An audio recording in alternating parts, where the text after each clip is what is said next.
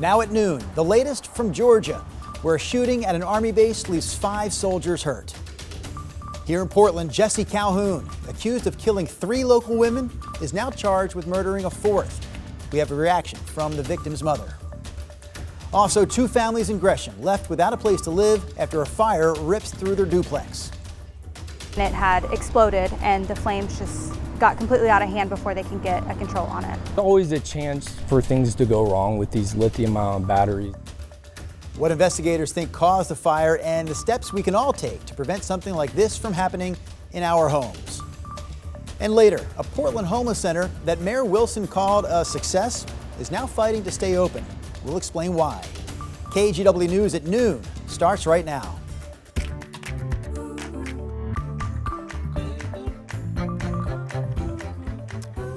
We begin this afternoon in Georgia, where a shooting at Fort Stewart left 5 soldiers hurt and prompted a lockdown at the Army base just a few hours ago. That base is located about 40 miles southwest of Savannah. Thanks for joining us here at noon. I'm Drew Carney. The shooting happened just before 8 a.m. our time in an area used by the 2nd Armored Brigade Combat Team.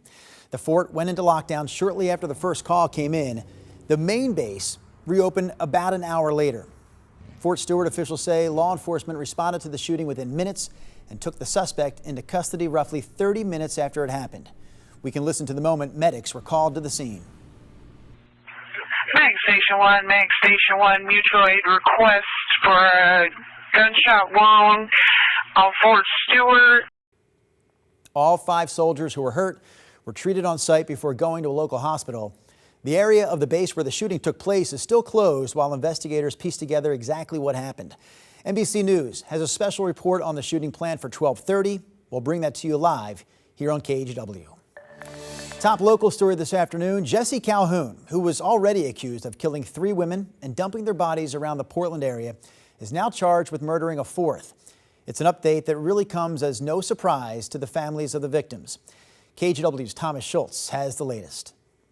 This prosecution hints at what family victims and prosecutors have been saying for years, that they believe Jesse Calhoun is responsible for the deaths of 4 women and possibly even more.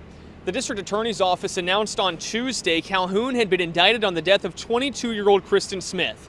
She was reported missing 3 years ago. 2 months later, her remains were found in a wooded area of southeast Portland. We spoke to her mother, Melissa Smith, yesterday.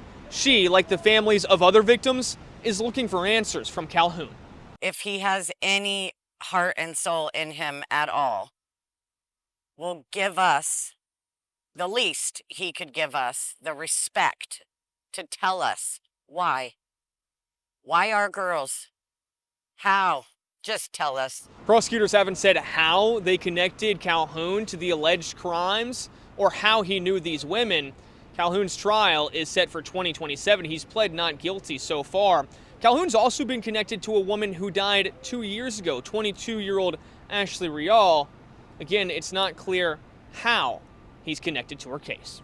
In downtown Portland, Thomas Schultz, KGW News. Police in Tigard shared a disturbing story. They say they arrested an 18-year-old who's accused of attacking an 82-year-old woman. Investigators say Marcellus Ford followed the woman on Sunday evening along a popular walking trail that runs right behind the Tigard Public Library. Then they say he attacked her and took off. Cyclists passing by the woman found her there. She was taken to the hospital with serious injuries. Ford, meanwhile, you see him right there on your screen, is charged with 2nd-degree assault. In southeast Portland, newly released surveillance video shows the moment someone started a fire at a preschool playground. You can see the man in this video here. He walks right up to that play structure on Sunday. A few seconds later, you're going to see a bright pop of light right there and what appears to be the start of a fire. That playground is part of Cairo Academy. It's a school that serves immigrant and refugee families. We had no idea what was burning. We were just monitoring to make sure it wasn't coming this way. This was about safety, it was about sense of belonging, it was about community pride. So that is what is lost more than the dollars. Because it does serve immigrant and refugee families, investigators believe the school may have been targeted as part of a bias crime. Cairo is raising money through a GoFundMe to try and rebuild the structure, and they still plan to welcome kids back when school starts in September. All right, quick break from our news headlines this morning, or should I say right at this point, this afternoon. Talking about today's forecast, we've had some rain throughout the course of the morning. Where do we stand now? Yeah, this afternoon, if you have plans to be working or playing outdoors, continue to be very comfortable. We may not get any sun. The cloud base is pretty solid from the valley all the way to the coast. Now, if you look at the radar, you can see the movement of these shower bands. All of them are light, moving inland west to east. The period of steady rain we had earlier this morning, that is gone, and that did contain most of the rain that we're going to pick up today. So you can see a few scattered showers, but really if you look from Salem and Portland currently back toward Tillamook and down to Newport, it's not much rain on the radar. So if you're going to be outdoors, let's say spending some extended time this afternoon, odds are pretty good that most of the time you're out and about, you'll simply find dry weather. But again, the threat of catching a passing raindrop continues. Live cameras are still very overcast. There's Schnookwan's Casino Resort in Lincoln City. Chehalem Tasting Room out in Sherwood. Again, no sun breaks. Portland is setting at 68. Pretty comfortable outside. I don't think the temp does much this afternoon. We'll hold on to a scattered shower threat all the way into the evening. I have today's high at 72. So coming up, we are still tracking hot weather, the hottest of the year so far, coming in this Sunday into next week. We'll have that in your 7-day forecast up in just a bit. All right, we'll see you again shortly, Rod. By no means a huge election day, but residents in Southwest Washington did have a chance to cast their votes during the state's primary election yesterday. One of the races we've been following is the one for mayor of Stevenson, out in the Gorge. That race includes current city councilor Lucy Losser, a transgender candidate who police arrested earlier this summer for protesting topless against President Trump. The latest results show Losser in third in a three-person race, way behind the leader, Jenny Collins-Taylor. You see right there, Jenny Collins-Taylor has earned 65% of the vote so far. In Clark County, a proposition that would lift a levy cap to provide more funding for Fort Vancouver regional libraries is tracking to pass with 53% of the vote. Two Gresham families are without a home after a fire ripped through their duplex. Investigators believe the fire was likely sparked by an ion battery, a lithium-ion battery. KGW's Alma McCarty has more after speaking to a friend of one of those families. Recalling what happened Sunday evening in Gresham, Seeing my best friend just crying and holding her babies with just smoke all over their faces. Shaylin Smith can't help but feel emotional. Whew. And I grabbed her kids because those kids are like my kids. They had no shoes on, smoke everywhere, and they were just so devastated and so traumatized. As the fire forced the family out of this duplex, she tried to calm them down. Everything can be replaced, but you cannot be replaced. Your pets can't be replaced.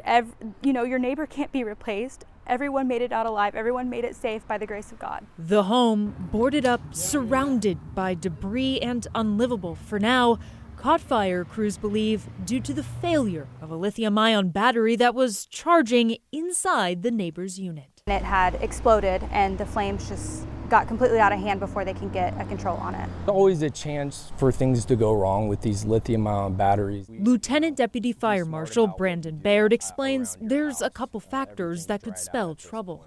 For example, cheaper replacement batteries. In the manufacturing process, they're taking shortcuts. The thermal cutoffs aren't being installed, and so we're seeing those overheat during the charging process. Larger batteries using more power for bikes, scooters, and RC cars can often pose more dangers, as do older or broken batteries. Always attend the charging process.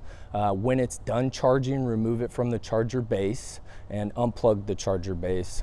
Always store it at room temperature if possible. While the homeowners decide whether the house can be repaired, Shaylin has this to say about the accidental fire. These things are freak accidents, they're accidents, not his fault. It's really nobody's fault, Alma McCarty, KGW News.